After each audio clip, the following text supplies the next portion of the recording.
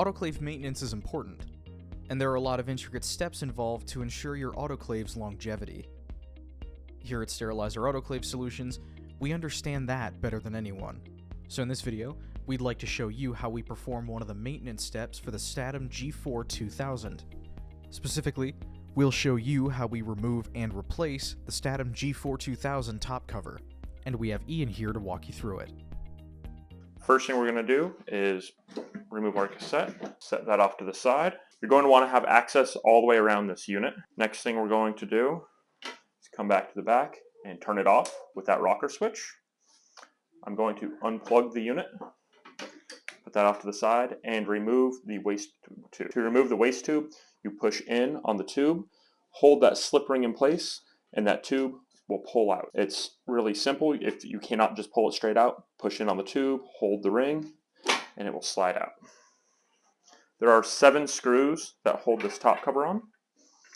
You have 2 on either side and 3 on the back. These should be all Phillips head screws. When you get to the back, you have a biofilter.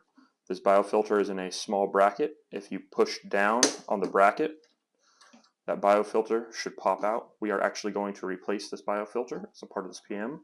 So I'm going to set that off to the side.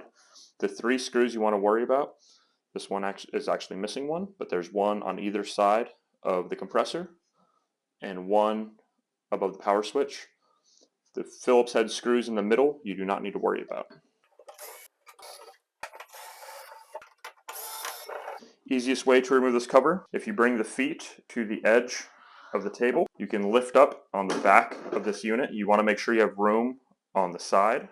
Once you have room, slide this cover and it will sit on its side.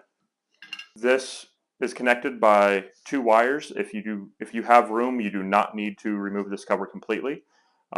There is a power supply board that plugs in, as well as a different cable. If you have issues with that, please give us a call. I am not going to be removing this one completely. To put the cover on, it goes the exact same way. So I'm going to keep it about a 40-degree angle right here. And the front should kind of push into place. On the back, you need to be careful that the gray tubes are on the inside, and you only have the 2 tubes for your biofilter that are on the outside. This should just kind of fall back into place just like that. At this time, we're going to put the screws back in.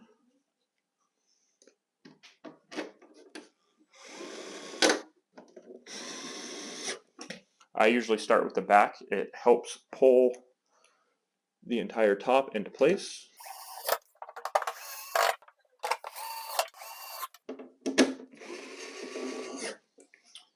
When screwing the top on and off, you want to make sure that you have the power off. You can plug the unit in before you put the screws in to make sure that the screen is working.